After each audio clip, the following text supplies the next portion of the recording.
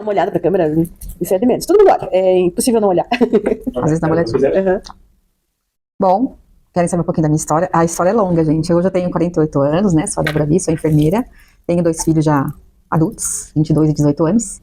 Moro aqui em Curitiba, mas eu nasci em São Paulo. Então eu estou em Curitiba já há 11 anos. Cheguei em 2013 e estou aqui trabalhando, fazendo muitas coisas. Bom, para contar um pouquinho de onde tudo começou, a minha história.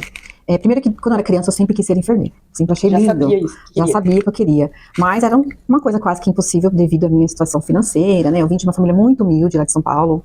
Meus pais se separaram quando eu tinha 11 anos, aliás, 8 anos. E eu sou a mais velha de 4 irmãos.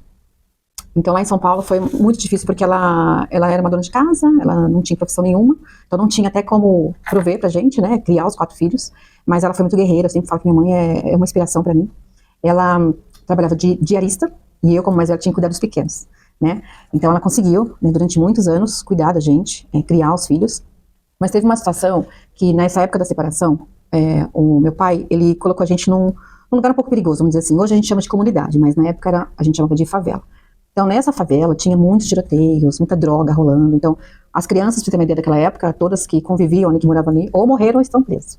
E aí a minha mãe teve essa ideia, assim, hoje eu não sou mais evangélica, mas a minha mãe, ela teve, assim, pelo ensinamento que ela teve, de colocar os filhos na igreja, que é um caminho que ela mais achava, seguro, né, que poderia ser mais seguro pra gente ter ali um foco, ter atividades e tal. E eu acho que isso ajudou bastante também.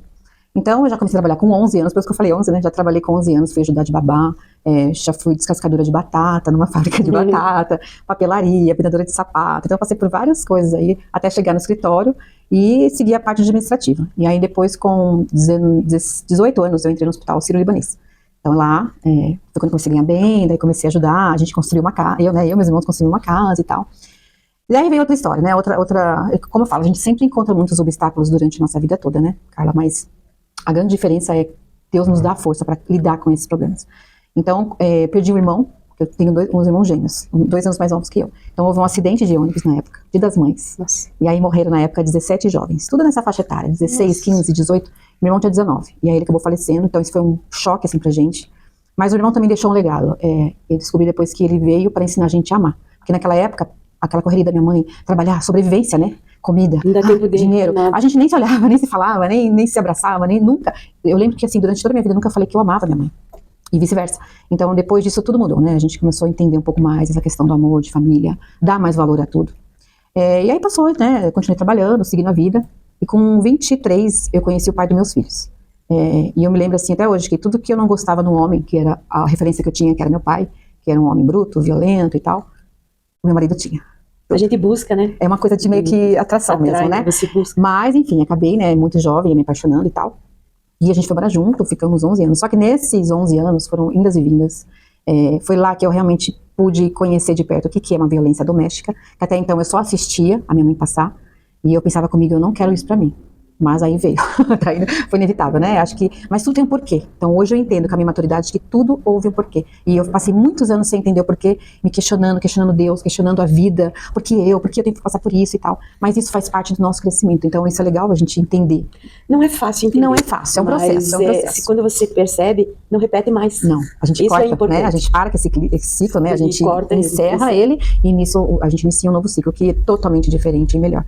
Então eu fiquei esses 11 anos passando por isso, tive que dar um fim, porque chegou já assim no limite, ao extremo mesmo da violência, e assim, e na época eu lembro que eu ficava tentando separar, não conseguia, não tinha, a parte financeira pegava bastante, porque ele, né, ele que ajudava e tal, mas aí eu também trabalhava, enfim, eu tinha medo daquela coisa, será que eu vou conseguir dar conta? Mas eu lembrei da minha mãe, falei, pô, mas ela conseguiu com 4, eu tenho 2, né, quem sabe, né, não vou conseguir. Até que eu tive a cara e coragem e falei, não, agora chega. E aí ela tinha 5 e ele 9. Então, nessa época eu morava em Minas Gerais, em Poços de Caldas, com ele. E aí eu fui pra São Paulo, morei um pouco com a Fátima, e depois eu fui de lá, arrumei uma casinha, aluguei e tal.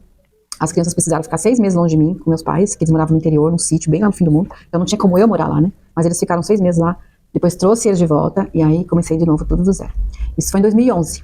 Aí em 2012, estava indo tudo bem, né? Trabalhando, eles na escola, aquela vidinha que eu queria mesmo, nós 3. Ir pro parque, aquela coisa. Era assim, era muito limitado, né? A questão financeira, mas a gente era bem feliz. E aí veio o choque. Porque daí eu procurei outro emprego, eu falei, gente, não dá pra, um só não tá dando conta, vou arrumar mais um. E aí eu fui pra outro hospital lá em São Paulo, consegui a vaga, deu tudo certo. A única questão era que eu tinha que passar por vários médicos, que é bem difícil hoje acontecer, Era clínico, ginecologista, dentista, gastro, tudo. Eles fazem um check-up na gente. Pra dar Você teve que fazer como se fosse um exame pré-admissional mais completo. Completo. Até fiquei assim, falei, nossa, eu nunca vi isso antes. Mas enfim, daí eu passei. E que bom que aconteceu isso, que daí a médica descobriu 2 nódulos na mama esquerda. E eu não sabia que eu tinha. Eu falei, ai, como assim? Ela falou, não, agora você vai ter que fazer todos os exames pra investigar. Eu falei, tava. Só que eu já tava assim, crente que a vaga era minha, né? E eu falei, vai demorar. Só que daí foi ultrassom, isso aqui, mamografia, aquele monte de coisa. Quando fez a biópsia, eu levei pra ela de volta pra médica. Cheguei lá com um papelzinho na mão. Falei, então, doutora, tudo certo? Vamos lá. Aí ela falou, você não vai trabalhar aqui. Você está com câncer de mama. Assim, na lata. Na lata. E eu sentada na frente dela, igual a gente tá agora, as minhas pernas ficaram bambas. Eu não conseguia sentir a perna. Eu ficava assim, meu Deus, e agora? O que eu vou fazer? E aí eu não conseguia levantar. Aí eu falei, só um pouquinho. E eu lembro que eu sentia aquela formigação na perna, aquela dor, aquele medo, é um turbilhão de coisa. Né? Não chorei ali, tudo, mas eu falei, meu Deus, eu só pensava em quem? As crianças. E agora? Quem vai cuidar deles? Vou morrer, né? A gente pensa isso. Daí eu levantei e fui embora. Dali eu já fui para a caminhada para vários, né, para os exames e tal. E até chegar no tratamento. E ela falou, não, vai ter que fazer tratamento aqui. Cirurgia, radioterapia. Eu não cheguei a fazer químio, graças a Deus. Mas eu fiz o que eles pediram. E aí, por um milagre, eu não vou a gente fala assim, a gente sabe que milagres existem, né? E eu era muito confiante que eu ia ficar bem. As pessoas, elas vinha gente na minha casa, prima, tia, que eu nunca mais tinha visto. E elas falavam assim, eu vim visitar você porque você tá com câncer, meu Deus. E chorando. Eu falava assim, não morri ainda, gente. Calma, gente, eu estou ótima. Eu estou ótima. Você quer dar um break? Dá um break, mano. Não, mas dá break.